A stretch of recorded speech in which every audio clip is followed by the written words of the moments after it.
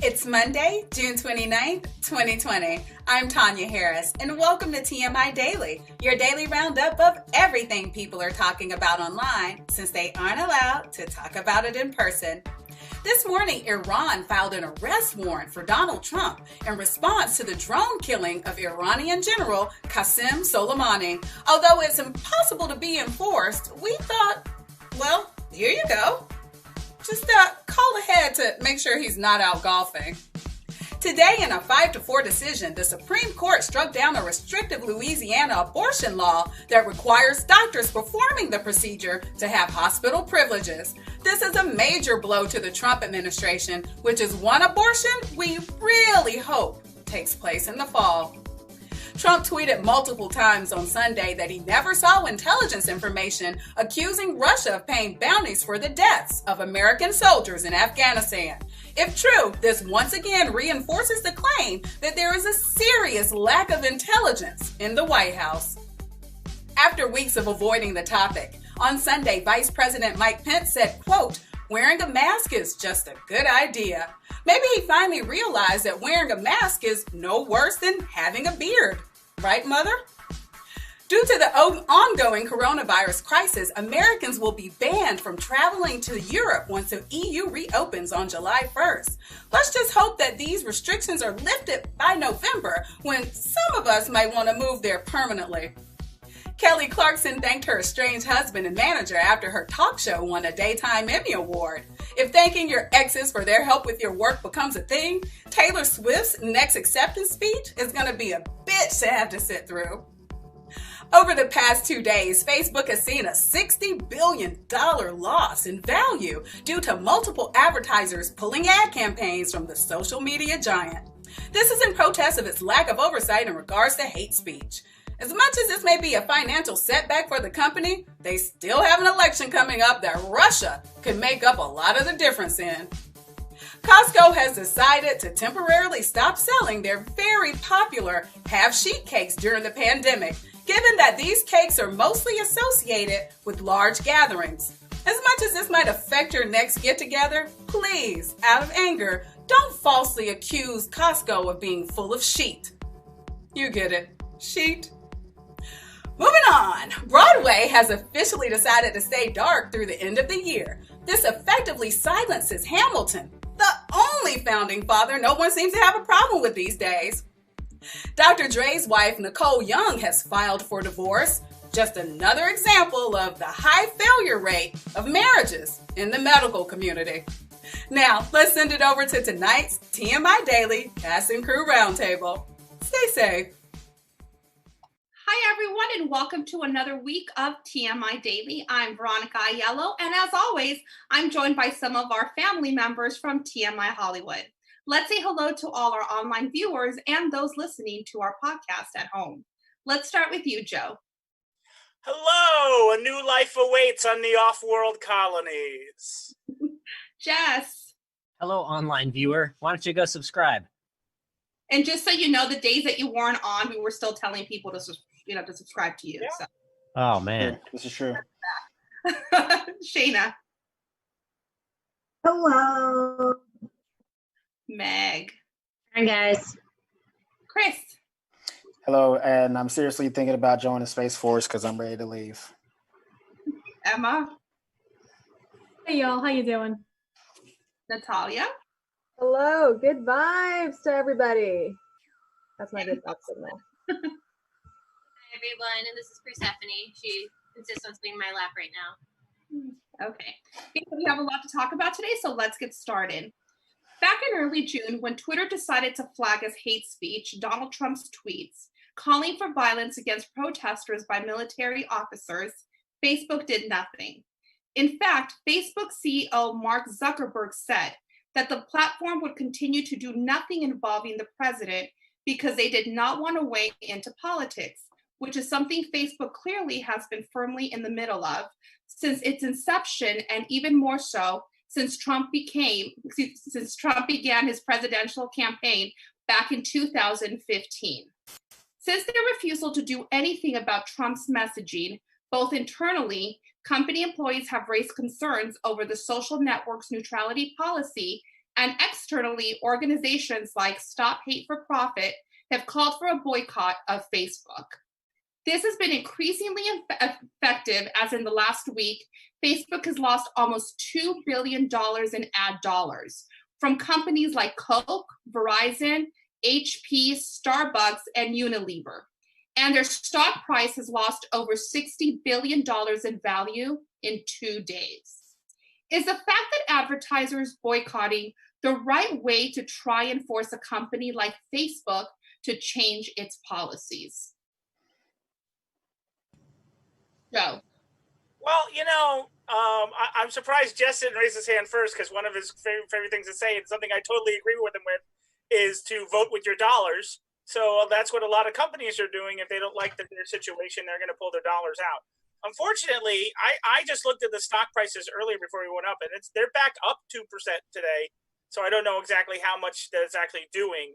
The companies that have pulled out are on the lower half of their top 100 advertisers. So unless we're seeing some bigger companies going around, I don't see Facebook doing too many changes yet. I would like to see them do some changes, but I don't think that what's happening right now is enough to really make Mark and his team change stuff yet. Especially since at the end of the day today, the stock went up. It didn't go up a lot, but 2% on their kind of money is still pretty good. So, Chris? Okay, well, my whole thing is like, these advertisers are pulling away from Facebook, but it's like, what are y'all doing as companies yourselves? You know what I'm saying? Like, are you just pulling out for a political move, or are you actually standing for something? You're just pulling your money away so you can kind of seem like, you being neutral or whatever the case may be. And to me, that kind of makes y'all look like little bitches, straight up. You know what I mean? Like, there's all kind of, like, the whole thing of social media, every platform from TikTok to Twitter, Instagram, YouTube, like, all these things are social, like, it's for people to speak their minds. And you can't just be like, well, if you guys don't remove this, what we don't like, we're going to pull away. Well, now you're just acting like little bitches. So I don't know. I mean, I guess they are going to lose some money in that regards, but like, you're not going to stop Facebook. Facebook is going to be an entity as long as social media is an entity. Unless all of social media goes away, there's no way Facebook is going to be that affected by it that it'll stop or change its policy. Like, they can't be losing that much money. Okay, Jess. Yeah, the valuation's pretty much meaningless. They are a juggernaut, and they're smart enough to diversify. Like, they have Snapchat and Instagram. They own social media. Like, they even killed Google, like Google Plus. Does anybody know what that is? Yeah, it's because it failed. They beat the internet. As far as advertisers boycotting Facebook, it's not really the advertisers that are boycotting. It's the what's the name of that movement? We just had it up, the Stop the Hate for Profit movement. It's basically the mob. And I know nobody wants to say it, but at this point, all these movements, including Black Lives Matter, are slowly becoming political movements. They're not about justice. They're about mob rule. And that's exactly what is happening. That's why every single corporation, whether they like it or not, is jumping on the bandwagon. That's why, like, I open up Battlefield to play on the PlayStation. It's like, oh, before you play, Black Lives Matter. Dude, I'm playing video games to try to get away from all this political nonsense. Why am I constantly fucking inundated with it? So this is just an example of mob rule, and it's very dangerous. And I applaud Facebook for standing up, because if they want to be a platform, they should support all speech. If they want to be a publisher, then they should pick and choose. Okay. So then my follow-up question was then, is this a knee-jerk reaction to the current political climate in the country due to the weeks of upheaval and protest since the death of George Floyd? Best. Yeah, and honestly, it kind of diminishes like Black Lives Matter and all these movements that started with a good purpose, because now people, it's like a pet project for like white suburbanites. Like, oh, look at me, I'm out protesting and I'm putting a black profile picture on my thing. Police brutality and all these problems have been here a long time. And all of a sudden, now that people are getting paid to stay home, they've got a lot of extra time on their hands. And it's really easy to feel good about yourself when you're virtue signaling. I definitely think it's all a knee-jerk reaction. And like, it's actually kind of a bit offensive, because that once things go back to, whatever the new normal is, it's going to get swept up under the rug, and people are going to forget about the real issues that are out there. Okay. Anybody else, Chris? Yeah, actually, I was kind of gonna piggyback on what Jess said. Like, low key, it is an insult because like it doesn't seem authentic. You know what I mean? Especially if you're, because it seems like a lot of these companies and shit like that are trying to cover their bottom line, and so they're taking these stances and they're putting up the banners and like putting on like black educational movies and things of that nature. It's like, all right, that's cool, but like, what are you gonna do after that? Because when we are going back to normal, are those banners still going to be up? Are you still going to be donating money to the cause? Are you still going to be, making sure that there's diversity in your offices and your corporations? Or are you just putting this up right now to profit off of what's really going on right now? And then as soon as you make some of the money you might have lost when this pandemic first started back, then you're done.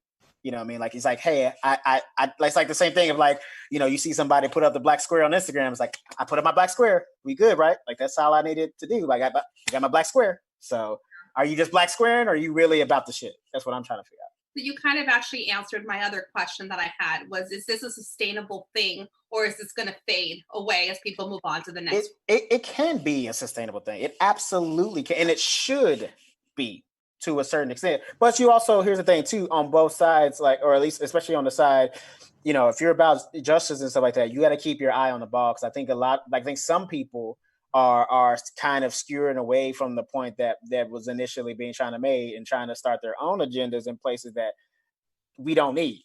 You know what I mean? And there's also a lot of things that are being done which have nothing to do with what the movements have been asking for. Like, having characters be played by black people is not what we asked for. It's great. Don't get me wrong. Like, we're cool. Like, yes, it's great that we're getting this work and the entertainment business is trying to change. But like, what about police brutality though? Or what about these racist monuments that we still got to look up to and these racist schools that we got to go to? What about changing what about, the education reforms and shit like that and teaching us the true history about how America profited off of tyranny and subjugation? What about that shit? Not just, and I'm not talking about, a month of this shit. I'm talking about true education from start to finish. None of that shit is happening right now. Nobody's even talking about that because, they're trying to, the little pieces, the little bitty things, like, oh, we give you some little crumbs to chew on while just whatever feels good. It's not going to change their core ideology. Like, they're not going to think about why they support certain things. Like, and that's the important thing, is think about why. What's the logical conclusion of what you believe? What's the impetus for what you believe? Most people know. They're just jumping on the bandwagon. Yeah. Emma? So I think you guys are talking about two things at the same time. You're talking about corporations who are jumping on social justice bandwagons, and you're also talking about people who jump on social justice bandwagons. And I think that those are two separate things that have to be considered on different levels. I think that people, it's not necessarily hypocrisy. People have been overworked, and when you're working multiple jobs and you're just trying to get by and survive, it's difficult to get into activism no matter how much you believe or agree with something, because you're just exhausted. You're just constantly trying to survive and going out to protests or going out and trying to change the world, trying to call people. It's a lot. Give me a second, Jess. I've got a little bit more to say. I also think that corporations, when they do that, a lot of it has to do with making money. They know that it's popular. They know that they'll get people to buy their product if they put up the right banner. But I also think that it leads to a culture where things like this are normalized. I think that corporations that, contribute all this money to things like Pride, for instance, it's the one that I know more about. Yes, just like HSBC flying a rainbow flag is not going to do that much. But when you've got all these corporations that are putting money into this, then the movement as a whole, that gets these donations, has more money to lobby for what they want. And the corporations start to create groups within their company for helping people who are LGBT or whatever else. I think that it's about little pieces of movement, and a corporation is not going to be able to change education in a place that they're not in, for instance. So this is a little bit that they can do. I think that everyone kind of going in the right direction creates more of a culture of change.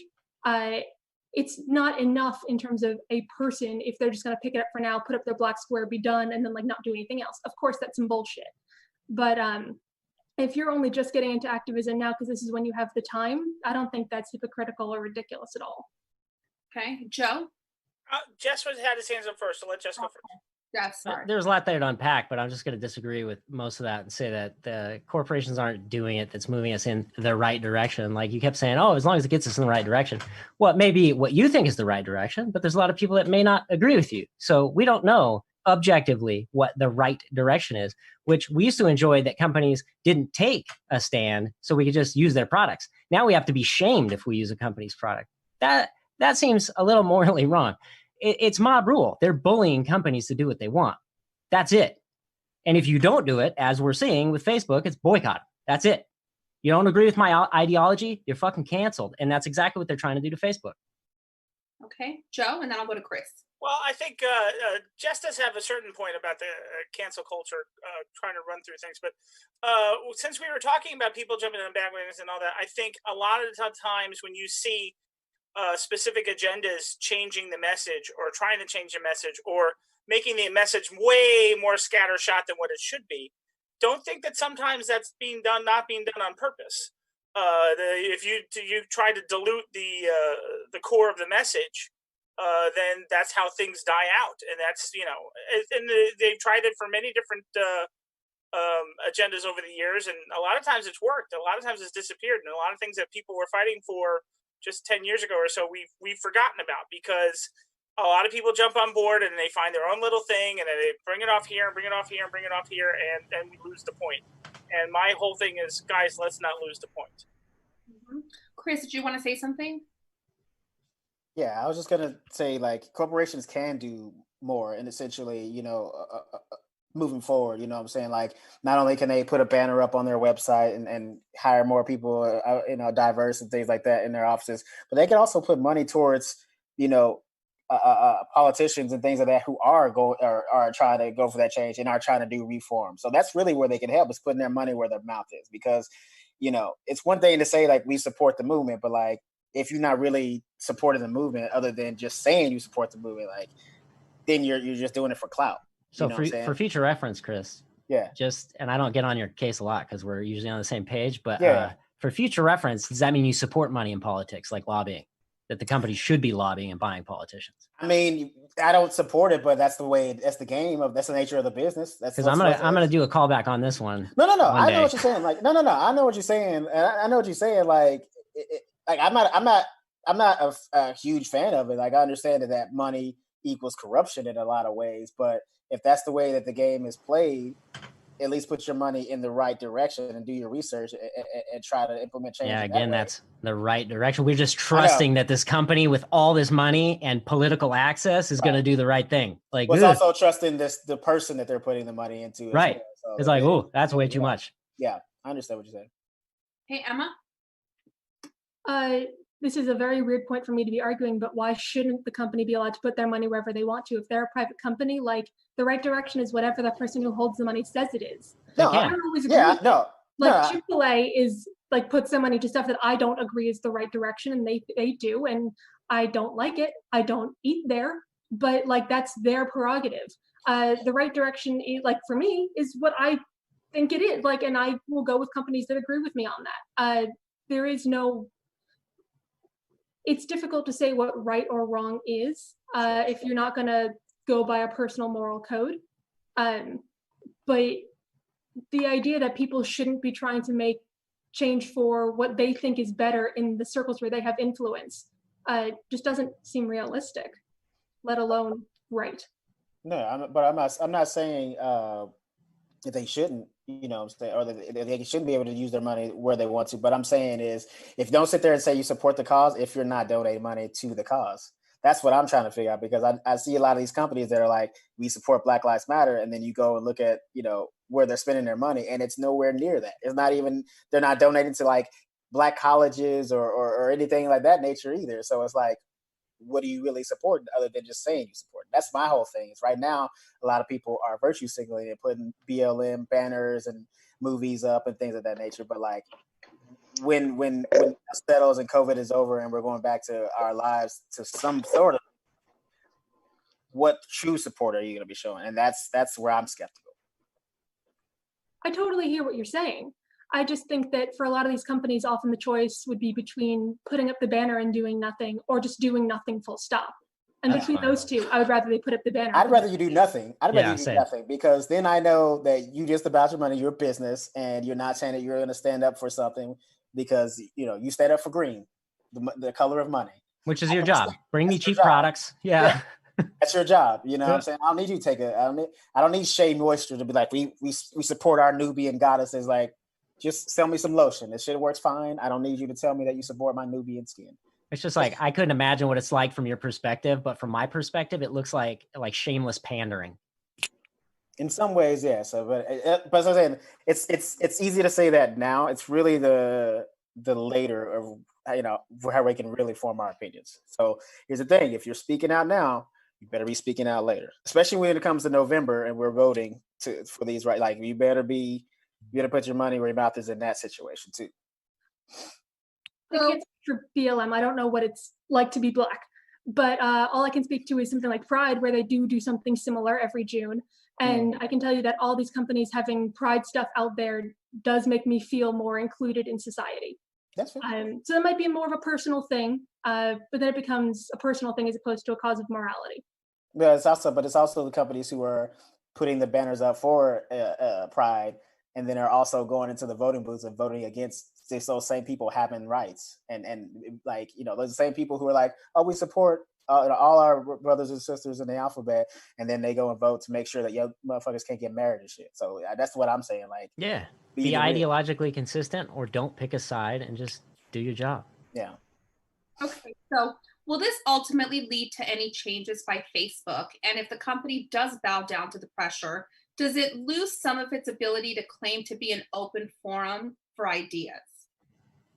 Yeah, just real quick, I think I touched on that at the very first part. Was I hope they stay an open platform, because otherwise they're not. They're a publisher. It's an editor, or then it's basically an editorial. Mm-hmm. Okay. So a lot of criticism about the situation falls squarely on Mark Zuckerberg, as he has been the main catalyst in allowing Trump's post to stay up. Will he, or should he, be the one who pays the price for this? And can you see the possibility of him being asked to step down from his own company? Any thoughts on him? Or go back to the Jeff. If nobody's gonna say it, I hope not. I mean, that'll be another win for the mob. It'll be nobody safe, and that is scary. You guys just go to Wikipedia and look up the French Revolution. Like, this shit is scary. Okay. Oh, Chris? Real quick, I don't know. First of all, Mark Zuckerberg is not really a human being. Like, if you ever watch him at interviews, it doesn't really look like it's all computing up here. He's just one of these days is gonna like open his arm, do the Terminator. Yeah, I'm not sure he understands how human beings work. Because when people are talking to him, it looks like he's just studying them. Like, what is this? What are these emotions? What are these words coming out of you? Interesting emotion, Earthling. I don't know, man. Like, but like, all jokes aside, like, no, he doesn't, like, it can't follow him. You can't ask him to step down. Like, the whole reason he started this business is for that freedom. So to tell him that he can't have that anymore is basically saying, well, then he can't have this business anymore. You're telling him he can't run his business. That's what you're telling him. Okay, so I have one final question about this topic. Conservative groups are calling this a partisan liberal attack on free speech, and are urging like-minded people to move to a social media site called Parler, which doesn't censor far-right hate speech, alt-right conspiracy information, anti-Semitic, anti-feminist, and anti-Muslim rhetoric. Could this boycott further create a wedge between conservative? Back to you, Jeff. Oh, couldn't hear you. I heard somebody's chair squeaking. I thought it was mine. First of all, I feel like the question is a little misleading. It's as if like the only people that are going to use Parler is alt-right, anti-Muslim and all that. The whole point of Parler is totally free speech. So like, they're not going to stop anti-alt-right. They're not going to start, stop anti, pro-feminist or pro-Muslim. They're not going to stop pro-communist or progressive people. Like, just because it's an even platform, why is that a bad thing? Well, from my understanding, and Parler was started by a man who was banned by all social media platforms because of his alt-right, views and I mean, right. But if the commitment is to free speech, does it matter?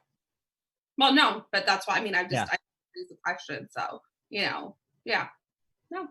I mean, what's the alternative? Do we say that, like, anti-feminist speech, we can't have that anymore? Like, what's... Okay, Emma? I mean, all of this is theoretically meant for fun anyway. Listen, is anyone going to like ban progressives from this site? Probably not. But am I going to want to go to a website where people are freely calling me a bitch for being a feminist? Probably not. So you don't go to Twitter? No, I usually don't. Because both of those sites are just echo chambers. Like, you subscribe to the stuff you want to see, and it gives you exactly what you want to see. Chris? I mean, honestly, that idea kind of scares me more than anything, because, if you like, it's like almost division. Like, if you ban all these people who have this different idea than you, and you put them in one area, and then they can just come together and start talking all this hate and together just in the same circle, and it's just a rigmarole of hate speech, and that you agree with because that's the side that you chose to be on, that's going to cause way more problems, and it's going to leak over into other things that in our society it's going to be way more dangerous. So, like, maybe, because at least if a person who may be on the right side, they may not agree with somebody on the left, but somebody could post something where they could see a different view and be like, all right, well, maybe I was wrong about that, and start to, at least open their mind. But if it's just nothing but the same kind of rhetoric all over again, and the same thing on the liberal side, like, that's just dangerous. That's just dangerous on a human level, because human beings are very susceptible to shit like that. And if it's all hate, next step is violence, and you don't want motherfuckers back on the streets, with guns and hatred in their hearts, ready to like take down a group of people. Oh, that's a good point. Emma? I mean, we already see that. There was that photo that came out this weekend of like the two older white people with the guns, but they went and threatened protesters with them. Like, we're already seeing that kind of violence. Whoa! Protesters broke onto their property. Like, they were trespassing. I didn't hear about that part. Yeah, that's because the mainstream. That's because corporate media won't tell you that. Okay, but they broke down an iron gate, like a large iron gate, to get onto their private property. If somebody broke down my front door, which is my large iron gate, they're going to be met with force, period. But did they actually get on the property, or did they walk into the property? Because there's a lot of videos that show that they walked in front of their property. So no, they broke down the gate. I'm just telling you what I saw. Even just look at the aerial view. You have to break down a gate to get to that lawn that they were on, that all the news media has. So they were trespassing. They were on this person's property. So okay, so this particular example wasn't great. There's tons of others. The guy who threatened protesters in front of City Hall on perfectly public property with a chainsaw because he doesn't like what they're doing. There's that guy, Dylan Roof, who went to a black church and shot a ton of people. Like, violence happens against both psychopaths, obviously. But it happens. The point I'm going for is that these spaces have already existed on the internet for a long time. It was 4chan and it was parts of Reddit. Like, if people already believe that, they're going to find themselves in that rabbit hole anyway. I don't think it's going to necessarily get more dangerous because people are already being killed for this kind of shit. Okay. Anybody? Oh, Joe, sorry. I didn't see you. I kind of agree with Jess to a certain point here. If you go back to the people versus Larry Flint, the whole reason we have free speech is to protect the speech that's unpopular, not the speech that's popular. And a lot of times right now, the popular speech is to dump on President Trump. I do it all the time too, because I'm a comedy writer. And when you dump on it enough times, and those followers need a place to go, and that's where they're going to go. So don't say that, like I have no problem with Parler to a point, because they need to go somewhere. And like Jess says, you're still going to filter out what you're going to hear, what you want to hear. And as for the people that are crazy with the hate and stuff like that, they're finding it already on the internet. They've been finding it ever since the internet came about. And there's nothing that's going to do to change that, because there's still people that think that there's a pedophile ring in the bottom of a pizza restaurant in Virginia that's run by Hillary Clinton. And we all know that that's not the case, but hey, that's what's going on. So I really don't have any problem with Parler, as long it's because there's that side's going to need they need something to go to. I mean, it's what's going to happen. It's like the Netflix for Christians. It's the same thing. not just that, but the real danger is the censorship, because even if you're saying like, well, we're fucking woke as fuck now, it's 2020, we're all woke. And we're going to appropriate the censorship czar, and that guy or his team or lady or LGBT person, whoever it is going to do the right thing and knows what the truth is. Well, what if we did that 30, 40, 50, 60 years ago, and we had this censorship czar that at the time was woke and knew what the right thing to do was? Like, that's terrifying. Think about it. Even just 20 years ago, if we gave that power to the government or corporation or whatever we're talking about, the right or power to censor 20 years ago, what would that look like right now? It's horrifying.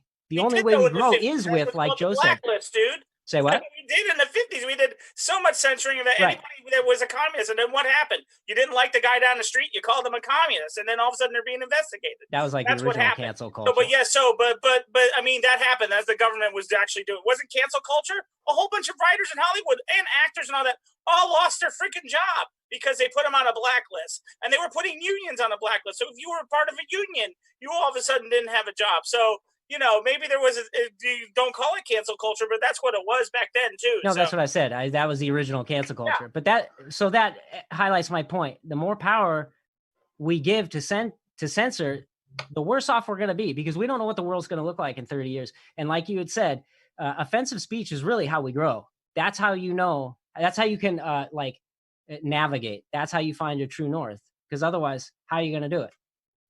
Okay, guys, I need to move on to our next segment. It's time for today's Just One Question. I'm going to pick some of the topics from the top of the show and ask you one question about that topic. Over the weekend, the New York Times and Wall Street Journal reported that back in March, Trump was told by his intelligence officers that Russia had placed a bounty on American soldiers in Afghanistan, and that money had been paid out for the killings of some U.S. servicemen. To date, nothing has been done to confront Russia. Trump and his people have spent the better part of the last 2 days claiming that he was never told this information, something that over 20 news agencies have all confirmed. My question is, what would be worse? That Trump was told about this information and did absolutely nothing, or his intelligence agencies decided not to tell him because they knew he would do nothing, or worse, he might alert Vladimir Putin? Thoughts? Jess? Alert Vladimir Putin to what? If Vladimir Putin actually did this, then he already knows.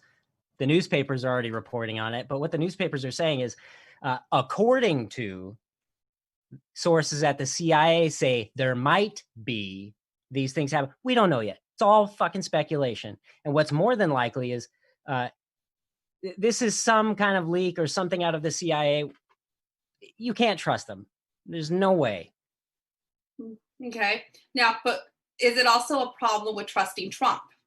Too, like you shouldn't trust any of these people. None.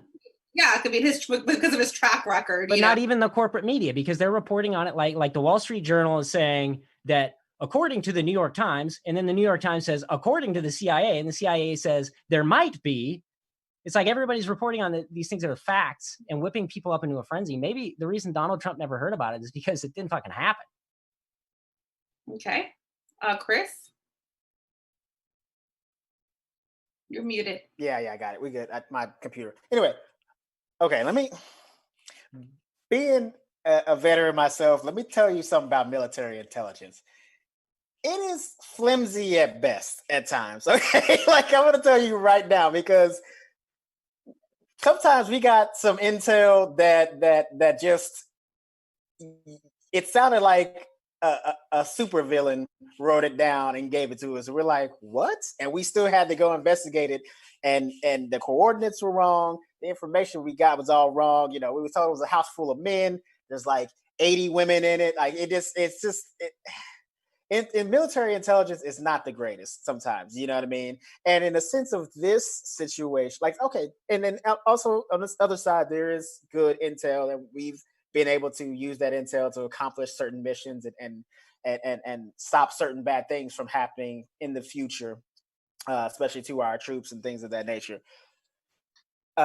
but in the situation, though, if we're talking about this situation, like, you know, this intel could have came down from some local dickhead in the village who doesn't like somebody, or like knows that somebody, you know, it's like part Russian from when the Russians came into Afghanistan and like raped and pillaged shit and then left. So it's kind of hard. Like, yes, we can't trust him because we don't know what his reaction would be in regards to, you know, rectifying the situation. But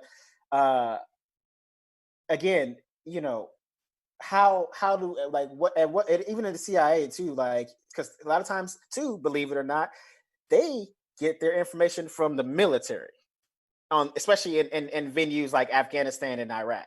And that's, like, again, I just told you before, it's not always solid intel. So if you have like intel that's like 40 to 50% solid and you bring it to the CIA, they do a little investigation, they maybe up that by another 10%. Are you going to bring that to the commander in chief when you don't have 100% confirmation on that?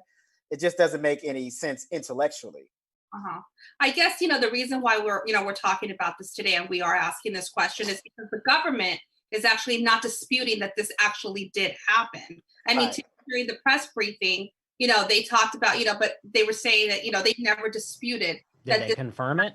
Right. Sorry? But it's also the Did same they confirm intel. it? How many times did they say they found bin Laden over the 10 years before they actually executed him? But they confirmed it though. They confirmed the bunkers that he lived in too. Then they went there and nobody was there. All right, Chris, I'm talking about this particular case, what we're talking about right now, that they did confirm it, but they're just saying, you know what, like, he didn't know anything about it. So again, the reason why we asked this question is because, so, you know, okay, if the government confirmed that this was happening, did they tell Trump, or did he just not know anything about it? You said if they confirmed it, or they did confirm No, it? they did confirm it. No, you said they.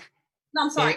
They did. No, it has been confirmed that they did say that there's no dispute about it. But whoa, that's so misleading. They confirmed that there's no dispute. So not disputing something isn't saying that it's true. You're just saying I'm not going to confirm nor deny it. The thing, okay, the press secretary confirmed that this in fact happened. That's what I'm trying to say. She talked about it today during the press briefing. But again, the question is, you know, did he know about it, or did they just not tell him about it? Like, is he really as innocent as like, oh, I didn't know anything about it? Because nothing. Do you think that would really happen, Veronica? Yes. In his White House? Yes. No, yes. I don't. Yes, absolutely.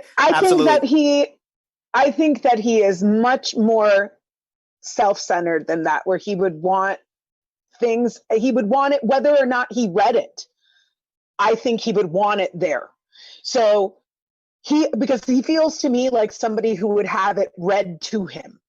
It would be somebody else's job to know the intel and then give him a rundown of it in a speech. And then he would get bored and tell them to stop.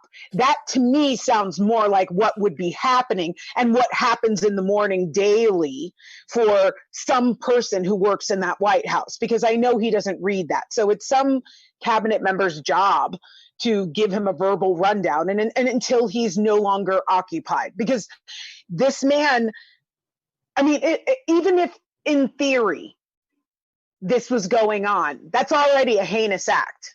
And then we have to add to the fact that, you know, he knew about it. And then they're concerned that if he would call his Russian bestie and be like, have a conversation with Putin about what, though? That's the thing I don't understand. I mean, Putin would know if he was killing people and paying people off. I mean, unless Donald Trump was getting a deal on the back end, which we know he's not that crafty with deals. Okay, Joe?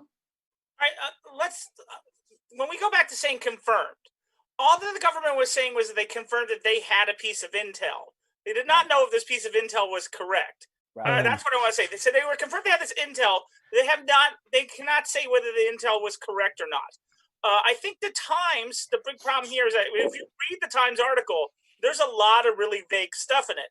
I think they got this little piece here, but they don't have the resources anymore like they used to years and years ago to like do a deep dive. And also, if they do a deep dive, by the time they're done, it's going to be past the election. So I think they jumped on it without knowing that, because yes, the government confirmed they had this intel, but they are not saying that this intel is correct. They just had the intel, and they don't have any proof yet of whether it's true or not. Now, should they have told the president? I would think so, but I think it's also one of those things where it's like, well, we don't know this is true yet. And then all of a sudden, the next thing you know, Trump's on his phone tweeting about it. So that's the situation. But I wanted to correct the fact that, like, yeah, we had intel. We did not know if this intel was correct or not. We just had this intel. It's just like, hey, some guy told me, and that's what they're confirming. Okay, so they did have this intel, but again, they didn't tell him about this. Is that what they're trying to say? Yeah. I mean, they knew. I mean, I just want to make sure that we're all on the same page. So, yes, you wanted to jump in. Go ahead. That's fine. I love how you guys push back on me, like, oh no, it's totally confirmed. Then Joe's like, no, it's not, and you're like, oh, okay. Yeah. Well, no, I mean, I'm trying to. Okay. You know, I'm trying to clarify. That's what we're talking about right now. Okay, so again, like I said, I guess my main question was, you know, so like Joe's, like you're saying, okay, they did have this intel, but did they not? I mean, I do believe that, you know, maybe they didn't tell him for whatever reason, like you said, you know, just like everything that, you know, because how should I say this? Everything that he does, like when he retweeted that video today, this weekend. Sorry, I'm off track right now. The white lives, what was it? The one with those people in Florida? I genuinely believe the white power golf carts, because that just fit perfectly. White power coming out of a golf cart. Yeah. When he retweeted that, I honestly don't think he even realized what he was tweeting, just because he saw Trump on there. He's like, I'm just going to retweet it. Again, but that's what I'm trying to say, you know? No, yeah. It's just like Shay said, and there's no way he read anything. That's not happening. The guy doesn't even read Reader's Digest. He probably couldn't sit through a comic book. I mean, let's be real. But does it matter if he heard? First of all, he doesn't have a duty to come out to the public and be like, guess what? I just heard that Putin's, putting hit jobs on our soldiers. Well, first of all, they're at war, and it's the Afghanis' job to kill our guys there. So they're trying to kill us anyways. And B, I mean, there may be a plan to stop this, and we don't want to signal it to the bad guys. Who knows? Like that part. Okay. That part. Yeah, I was saying the same thing. It's like there's all kinds of reasons that they may not have told them, because like, and also too, like, a lot of people don't know that the CIA operates a lot of times without. There's a lot of operations that go on, especially in foreign countries, that the president is not privy to, just for plausible deniability. So if something goes wrong, the president can say, "I never knew it was going wrong," and then they can cover it up, or they could, neutralize the situation without anybody having to take a blame for it. I mean, that's why you go to CIA, when agents die, they just get a black star with no name and the date that they died. You know what I'm saying? So this shit happens all the time. So they probably read him a brief and just and gave him a summary of what they did find. But with it not being solid, it's hard to. Also, too, intel is like Jess said, putting that public. And enemy seeing that on the news, because they get internet and shit too, like that could fuck up a future operation of something that, and they may have had a soldier embedded in the same organization that was putting the hits out. But speaking of deep state shenanigans, who's aware that the CIA has been waging a war recently in Somalia? Anybody? Like, these are not people we should trust or believe. They're killing innocent civilians with drone strikes in Somalia right now. I don't trust anything they're saying. Let's move on to Broadway. Let's get out of this topic now. Broadway will not reopen this year, according to Broadway League, who coordinates the theater community in New York. With that in mind, should other major cities like Los Angeles cancel all large-scale theater through the end of this year as well? Any thoughts on Broadway canceling all their shows for the rest of the year? Joe? It's coming to the other cities. I mean, I was actually excited I was going to get to see Hamilton live this year, but that's not going to happen. So I think you're going to see that the other cities are going to follow suit. You're not going to see any live stuff here. The good news is that you can see Hamilton on Disney Plus in a couple days. The bad news is you can also see Cats. So I mean, you can still catch your Broadway if you really have to have it. There's a really great Broadway streaming service. If you're really a Broadway nut and you really need to see something and you're willing to shell out a little bit of money, that's a really great service, actually. So you can do that there. So you know what? Right now, we all got to make our sacrifices. I have to make my Disney sacrifice. So fuck you guys. You're not getting your Broadway if I can't get my roller coaster. Why don't they just do it on Zoom? I just wish the Robinson Theater would stop calling us, because they want us to renew our subscription, because we have the packages there, but I'm sure it's going to be coming soon. They're going to be telling us that it's not going to be happening this year. I love the Amundsen though. I'm not saying anything bad about them. Okay, Shayna.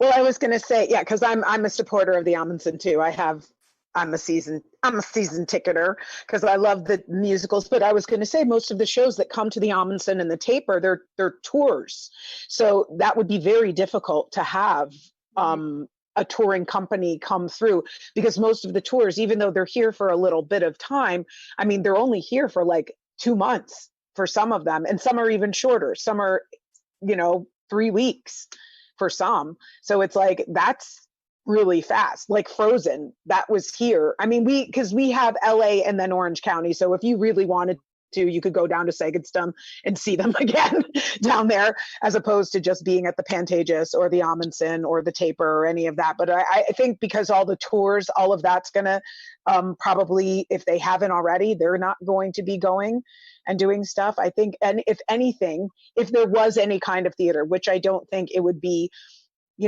people doing readings via Zoom and being able to drop in for that. Right. That's the only thing I could think that they could do. I mean, and it's really hard because there were some great plays that I was hoping to see, like Who's Afraid of Virginia Woolf closed because they were in previews. And I mean, that's one of my favorite shows. I love Edward Albee. So I'm sad about that. Emma. Yeah, on that, to jump off that, wow, I can't words today at all. So many of those tours operate out of New York. Those actors live in New York, that's where they're contracted. And New York is getting better, and so they're being more cautious about who is allowed back into the city who's allowed into New York from being somewhere else.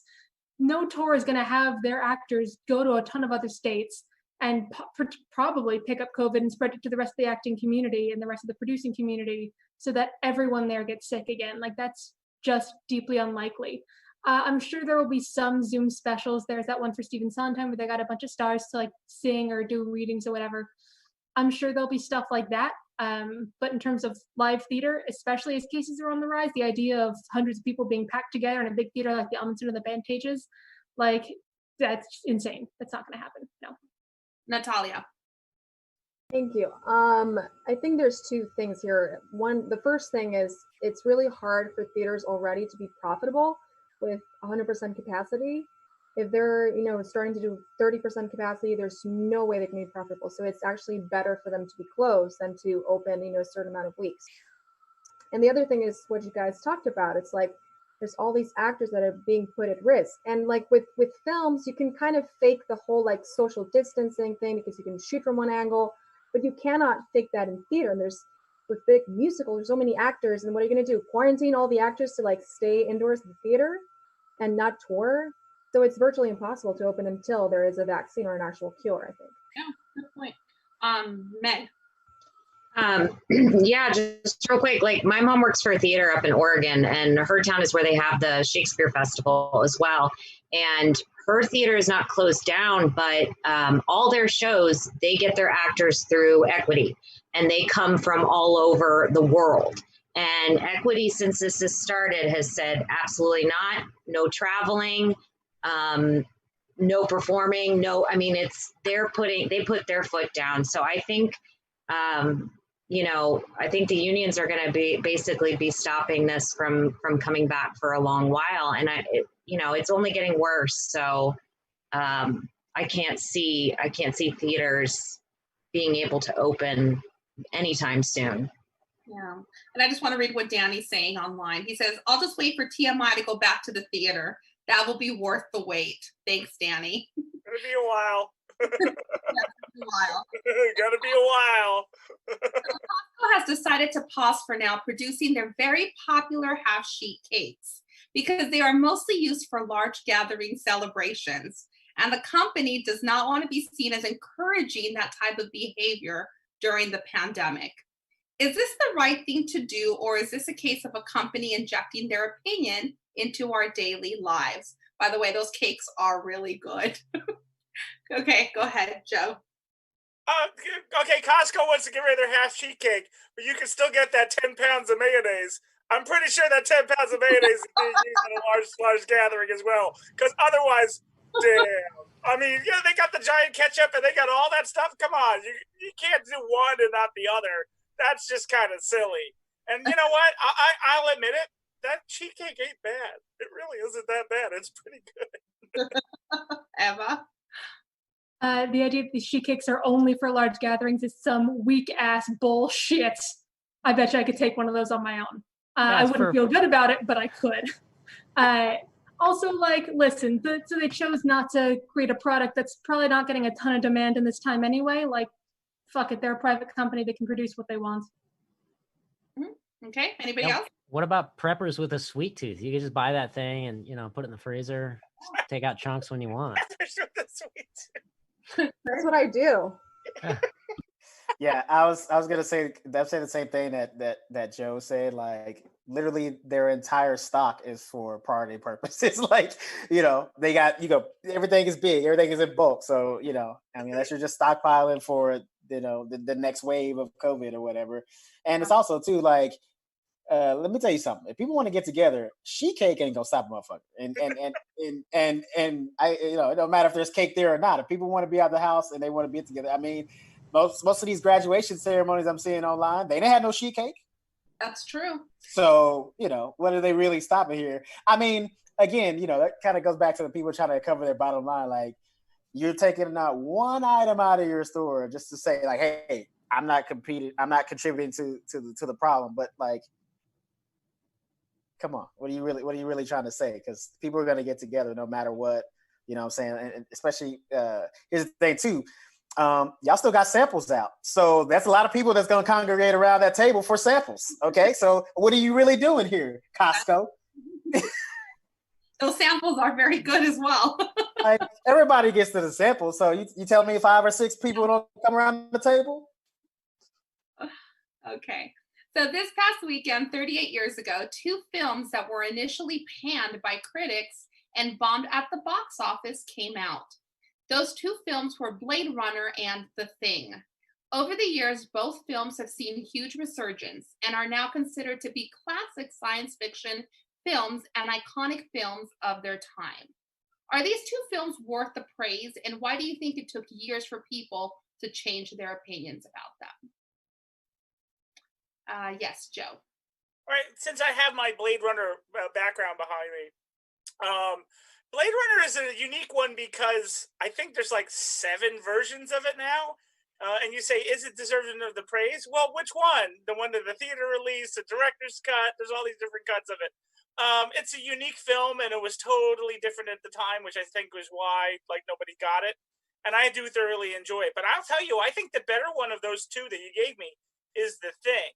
I think The Thing was straight up, still had practical effects. The story is pretty easy to darn follow, and it is still, to this day, some of the best horror you can talk about. I mean, people still talk about that head with the spider legs coming out of it, and it's running. It's one of the most iconic, I think, one of the most iconic horror pieces, not just sci-fi, like horror scenes in cinema. And so The Thing is totally deserve it. And I get why they didn't see it at the time because, hey, it's John Carpenter, and it just seemed like they didn't know where to put it. Is it horror? Is it sci-fi? No, The Thing is awesome. Okay, Meg?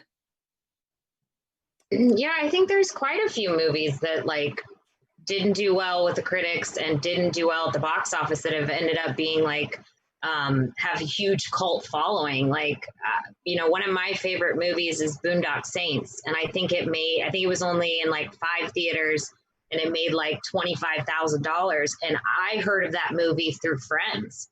And it was just like hearsay. And it's a huge following now. And they made like a sequel. And I haven't even seen the sequel. But yeah, I think there's a lot of movies like that because people's tastes change. And I think we look at certain eras and we idolize them. There's a big thing with nostalgia, and everybody right now is obsessed with like the 90s, which I think it's great to bring these movies back, but like the fact that we're remaking Clueless and Twister, I heard, I'm just like, why? Just leave the originals alone. Mm-hmm. Jess. Now they're gonna have to remake them with a more diverse and woke cast. That's first priority. but I mean, that's why they're going to do it. But as far as Blade Runner, what a yawn fest. It took me almost a decade to get through that. I fell asleep every time I set out to watch that, even though I'm a huge sci-fi fan and like Harrison Ford fan. But man, what a snooze fest. I think nobody really actually likes Blade Runner. I think they feel like they have to say they like Blade Runner because it's, you know, the hip thing to do, like people do with The Big Lebowski or Mulholland Drive. It's one of those movies you're like, what the? Yeah, nobody really likes Blade Runner. But I do agree with Joe. Kurt Russell, amazing. The Thing, definitely a classic. Hey, Chris? Obviously, Jess is a replicant. No, listen, Jess, I just want to piggyback that Blade Runner, fucking snooze fest. I even saw the director's cut. I was like, you know what? Let me watch the director's cut. 3 hours of pure bullshit. 3 whole hours of bullshit. Okay. It's like the same thing because I went to film school. It was like the same thing with Citizen Kane. Oh, Jesus. Whew. Like that should not be in the realm of classics. You know, if we're talking classics, yeah, we should be talking about like Psycho and shit like that. Like that's even though it's an old Hitchcock movie, like that shit is still fire to this day. Or Ghostbusters. Ghostbusters, fine. But like here, and also too, like doing these remakes with a diverse cast doesn't always work. I mean, we saw the new Fantastic Four, did we not? That shit was hella trash. Before I go to the one, speaking of remakes, did you guys hear that they're also doing is it the Princess Bride on Quibi, and they're going to be doing it? Also, another snooze fest, another fucking snooze fest. That movie is trash and overrated, like Lena Dunham. Yeah. Jocelyn. How dare you? I love girls. No, yeah, I agree with everyone's sentiments here. Jess, yeah, Blade Runner is snooze fest, and yeah, Chris, I Citizen, nah. But The Thing is where it's at. I watched it recently, like a couple months ago, and I don't know, I really enjoyed it. I loved the pace. I loved the pacing. I know that critics like kind of bashed it for that initially. It was a tough year that year, from what I understand, because there was like E.T., there was Tron, there was like a big year for sci-fi. So it was Gandhi too. Which one? There's Gandhi. Okay. Yeah, it was a really tough year. And also it was like during the time of like a recession. So like competing against like, you know, this other alien type movie that was more family friendly and a little more uplifting just didn't do so well. And for the time, I think that people felt the gore and everything was excessive, but other people find it really crazy and beautiful and kind of like in a dark way. So, you know, it's really about like the right audiences seeing it. And if naturally people are going to be catered, you know, kind of advertised to go to theaters are going to be more, you know, kind of like the general populations. Whereas if you're like a friend who hears by word of mouth about this really awesome film, you know, that friend's probably going to have more tastes in line with yours. So that's why cult classics become cult classics. Hey, Emma? So I was actually just writing an article about classic anime movies, like for money. But I was talking a lot about a bunch of classic anime that like people love today that like are considered some of the like landmark films of the medium that were just total bombs when they came out, like Ghost in the Shell, which you can draw a huge line between that and Blade Runner. Grave of the Fireflies didn't do that well. Beautiful film, heartbreaking, will make you sob, but like beautiful film. I think there's a ton of movies out there that like nobody ever really heard of, but like then until they saw it on VHS or whatever. There's a whole bunch of films out there that were not great at the box office and made their money later. I also would like to point out, just for fun, The Room. Oh yeah. Samurai Cop. All-time favorite. Never seen it. Teen Witch. Dude, if you like The Room, Samurai Cop. That's all I'm saying. Listen, Samurai Cop is one of the most amazing things I've ever seen. Also, Blind Fury is an amazing bad movie. Yeah. But it's gonna be a classic someday. I don't know when, but it will be. Mm-hmm. Two movies that should be a classic that aren't, but should be number one, goes actually way back, but it got lost because it came out when Star Wars came out. and that is and I always get made fun of this because I say it in my Jersey accent, so I'll try not to. The Sorcerer, not Sorcerer like I normally say it.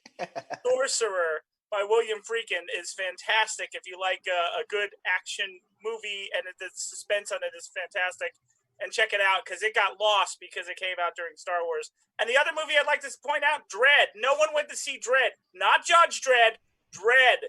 And Dredd is fantastic. Everyone, if you get a chance to see Dredd, see it. Okay. Okay, well, everybody, that's our show for today. Thank you so much for joining us. But before we go, I want to wish Tanya Harris a happy birthday. We see her on the top of the show every day. So happy birthday, Tanya. We hope you're having a great day. And we will see you back here again tomorrow at 6 p.m. with our special guest, dancer and choreographer Damian Whitewood. We'll talk to him about his time on Dancing with the Stars and also about him working on the new Perry Mason series on HBO, which, by the way, is fantastic if you haven't seen it. So we're going to have a fun show tomorrow with him. So have a good night. We'll see you guys back here again tomorrow at 6. Bye, everyone. Bye. Thank you, guys.